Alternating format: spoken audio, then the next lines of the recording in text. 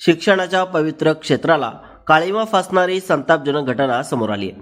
नेरळ ममदापूर येथील दिलकप कॉलेजमध्ये इंजिनिअरिंगचे शिक्षण घेणाऱ्या 19 वर्षीय विद्यार्थिनीला कॉलेजमधील लायब्ररीयन असिस्टंट असलेल्या शिक्षकाने प्रेमाच्या जाळ्यात अडकवून लग्नाचे आमिष दाखवत तिच्यावर अत्याचार केल्याचा धक्कादायक प्रकार उघडकीस आलाय.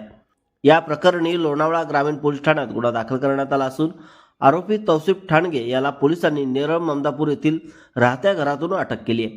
मिळालेल्या माहितीनुसार आरोपी तौसिफ ठाणगे हा कॉलेजमध्ये लायब्ररीयन असिस्टंट म्हणून कार्यरत होता. याच काळात त्याची ओळख 19 वर्षीय विद्यार्थिनीशी झाली. ओळखीचे रूपांतर हळूहळू जवळीकमध्ये झाले आणि त्याने विद्यार्थिनीला प्रेमाच्या जाळ्यात ओढले. लग्नाचे खोटे आश्वासन देत हिंदू रिवाजानुसार 7 फेरे घेतल्याचे सांगून तिची फसवणूक करण्यात आली आहे. यानंतर आरोपीने विद्यार्थिनीवर अत्याचार केल्याचा आरोप आहे. धक्कादायक बाब म्हणजे आरोपी आधीपासूनच विवाहित असून त्याला 2 मुले असल्याचे पुढे उघड झाले. आपली फसवणूक झाल्याचे लक्षात येताच विद्यार्थिनीने लोणावळा ग्रामीण पोलीस ठाण्यात धाव घेत तक्रार दाखल केली आहे. पोलिसांनी तात्काळ कारवाई करत आरोपीला अटक केली असून पुढील तपास सुरू आहे.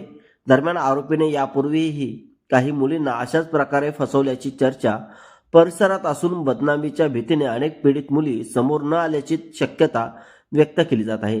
या घटनेमुळे परिसरात संतापाची लाट उसळली असून शिक्षण संस्थांमधील सुरक्षिततेवर पुन्हा एकदा प्रश्नचिन्ह उपस्थित झालेत. दिनांक 19 मार्च रोजी मध्यवर्ती पोलीस स्टेशन ठाणे येथून एक गुन्हा 00 ने दाखल होऊन आमच्याकडे आलेला आहे. सदर गुन्ह्यामध्ये जी पीडित आहे ती 19 वर्ष 7 महिन्याची असून ती रायगड जिल्ह्यातील नेरळ येथील दिलकप इन्स्टिट्यूटमध्ये तिने इंजिनिअरिंग करता ॲडमिशन घेतलेली होती. तिथेच काम करणारा तौफिक ठाणगे हा लॅब असिस्टंट म्हणून कार्यरत होता. त्याने तिला आमिष दाखवून प्रेमाच्या जाळ्यात ओढून तिच्यावर अत्याचार केला.